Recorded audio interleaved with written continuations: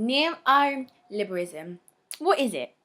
Well, in modern day terms, neoliberalism is defined as the economic and social studies in which control the economic factors, and is shifted from the public sector to the private sector. I shall be researching how class, race, gender, and citizenship are represented in the area of Ellsworth. The reason why I decided to choose and situate myself in Ellsworth is due to the fact that I feel that there are many links that do link to neoliberalism. The first thing I want to talk about is class in Ellsworth.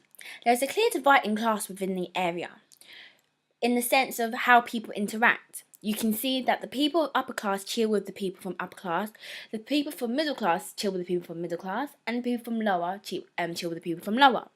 When I say upper, I'm talking about people within businesses. When I'm talking middle, I'm talking about people that work but are not academically working, more manual labour, more manual work, and lower as in people that are pretty much on benefits and do not work at all.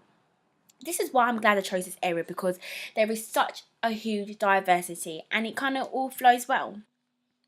Whilst I was sitting in a town centre, Ellsworth, I was able to talk to a couple of people. I'm not going to lie, it was really hard to get a huge variety of people to talk to, because not many people want to be recorded, not many people want to be on camera, and not many people really want to talk to me. But I did manage to write down some of people's views and points of the class in the area, and I'm just gonna make a few points of what I heard. The first person I spoke to was John Paul, a 29-year-old man from Red Hill, which is near Ellsworth, and he is, I would classify, upper class. He works in the Santander Bank at the moment, and I just asked him about if he felt that if there was a divide in class, and he felt that there was. He said that it's obvious in the way people dress, and it's obvious by the way how people interact with each other, and it's true in the senses from what I was seeing.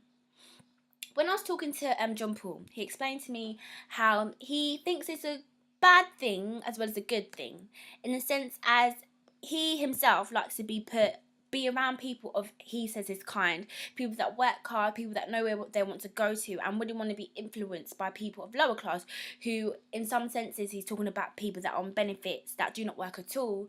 So I see where he's coming from.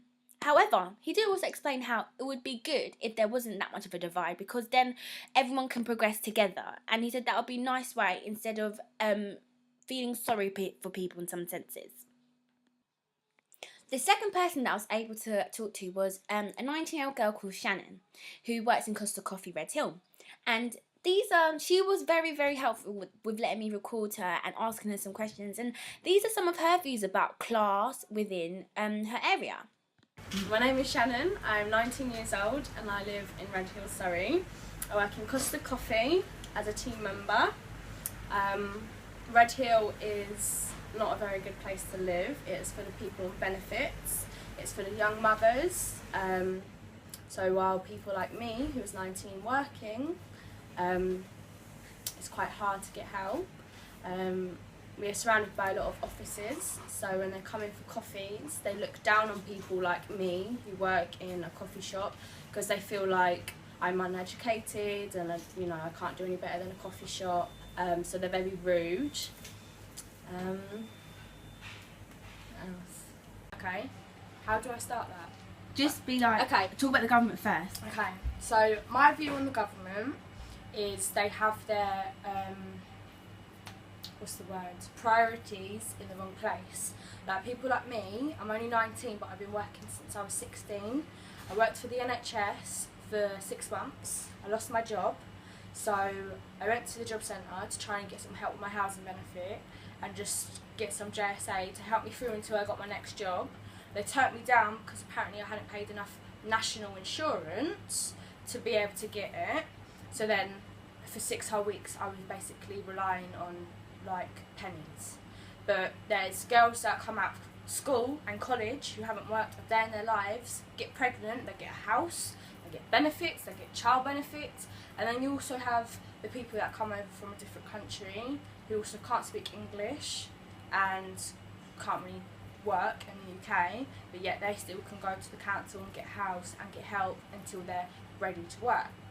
Now, in my opinion, I don't think that's fair. like the working class should get some help as well as the unworking class. When I was looking at class within Ellswood, it was clear for me to say that there was definitely a clear distinction. When I was reading the article Poor Britain, I was able to understand that in the article they feel and argue that there will never be equal within class. There will always be a divide, and they argue that the media plays a huge role in the way that class is defined, and they feel that the chavs is a negative class that is the lowest of lows. In Ellswood, it is clear to say that they are chavs because they do fit into the characteristics that the media do portray, which is the whole tracksuit, fake Burberry, TN trainers, the whole negative portrayal. And in Ellswood, it has that, which does give the class in Ellswood a lot of division.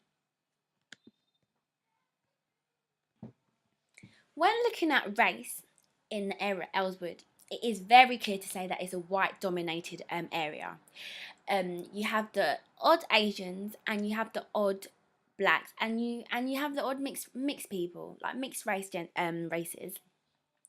When looking at the white generation or the white minority, you have a certain amount of white minority that are upper class.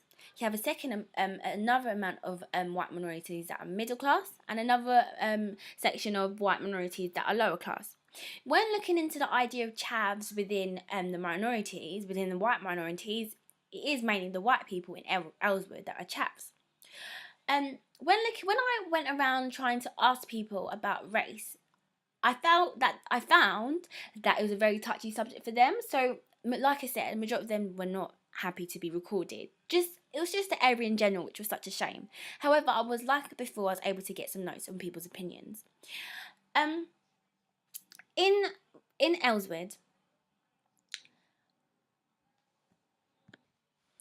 overall, I felt that the articles that I read before ongoing with the task was really helpful.